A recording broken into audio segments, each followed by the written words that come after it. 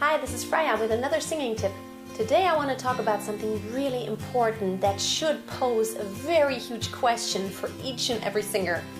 How do you find your natural voice? If you want to find out more about this question and how you can answer this, stay tuned.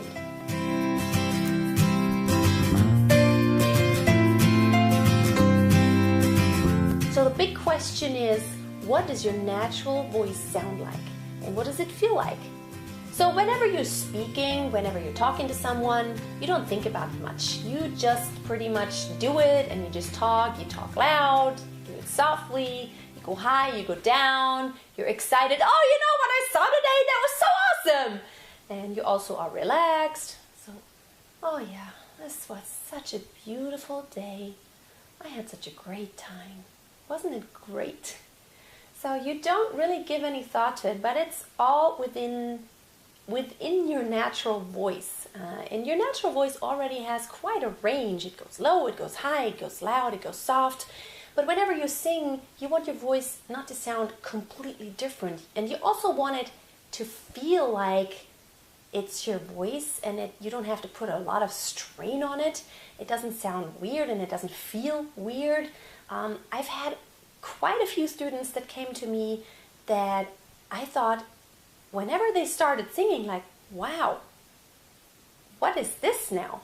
Whenever they spoke to me, I thought, well, maybe they will sound this or that way. Maybe like when they spoke, they had kind of a dark and lower voice quality. And then whenever they started singing all in head voice, very classically. And I was like, okay, where does this come from?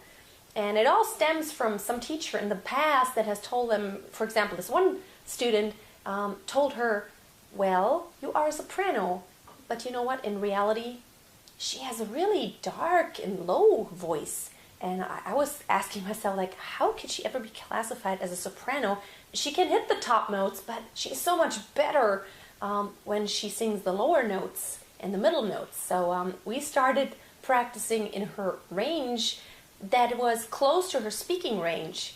And that's already the first rule that I want to give you on your way. Whenever you sing and pick a key for a song that you're singing, pick the key that is close to the range that you normally speak in. Now, of course, a song goes high and low and has quite a large range a lot of times. However, it has some notes that sit in a certain area most of the time, and you want that to feel and sound natural. You don't want it to be totally off the chart in relation to where your voice usually takes place whenever you speak. So for example, like I speak right here, and a good way to know what's your speaking range is just to slow it down in slow motion. So what I'm going to do now is I'm going to speak very slowly. So my range is pretty much from about like here when I speak a little bit lower. And then when I get a little bit more excited, I'm about here. And when I get a little bit more excited, I'm right about here. And when I get even more excited, I'm right about here. But it's already very intense. So as you see, speaking is so close to singing. It's much closer than we think of it a lot of times. And we should always remember that. And you as a singer should always remember what speaking feels like and just kind of, do it in a slow motion whenever you sing. It should never feel artificial or pressed or forced. It should kind of come out easily, just as your speaking voice comes out easily. And to me, that's one of the biggest things. I enjoy singers that sound natural.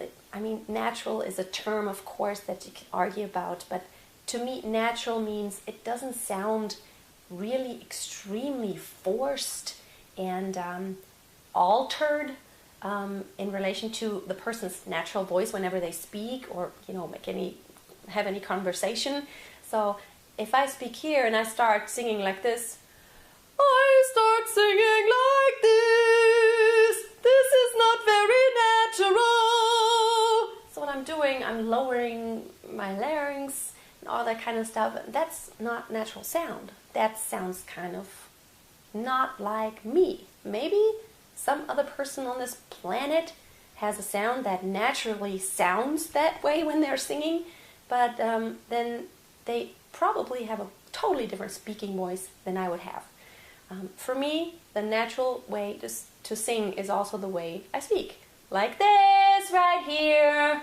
La la la la la la la la la la la la la la la la la la la la. So that's kind of the natural range for me. And even if you do go high, it's still in your natural voice. Like if I go, oh my God, I can still sing that.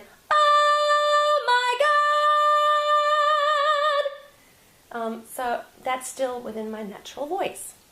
So don't try to sound extremely dark. That's darker than your natural voice. Also don't sound more flat and narrow than your natural voice. Some people actually do have a very narrow speaking voice and a very light and very bright color. And if that's your natural color, then that's wonderful, and that can also be very beautiful. But the thing is, whenever you sing, it shouldn't be different from your speaking quality. Like for me, I don't have this really bright and light sound. I don't have this, oh, I sing now, this is not so beautiful for me. For me, that's kind of flat, and I feel in my throat that I'm making it extremely narrow, and it strains my throat. And I can already tell after a short while of singing that way that that's not a good way, and because that's not my natural voice color. And the thing is, if you do sing in your natural voice color, that resembles your speaking voice, so to say, that puts the least strain on your vocal cords and on this whole vocal tract, like on your larynx, on your soft palate, on your throat. And because you're not trying to push it in any extreme direction that isn't actually the way your voice naturally has to, your voice naturally produces tones. There should be an ease, and it should just come out very, without too much strain. And there's a big difference between straining and, having strain and having tension. Tension is a thing that we need to have in certain moments, in certain areas of the body. Without tension, it's kind of like you're just a rubber band and you can't do anything. But tension is, strain is a whole different thing. You don't want to put a lot of strain on your voice to where it gets tired very easily. You want to be able to sing long stretches of vocal music without feeling extremely tired on your vocal cords or on your throat, or even as a matter of fact on your shoulders, on your neck muscles, on your jaw. This is all something that should also be taken into consideration whenever you sing. Your jaw also should be in a natural position. So like when you speak, you don't go like this, but you also don't go like this. This is all extreme. You just have it in a natural state. It just falls. Gravity takes place. And also your shoulders, you don't stand up like this whenever you speak. And also whenever you are excited about something, you don't stand like this because there's no tension in your body. So this is all part of your natural voice.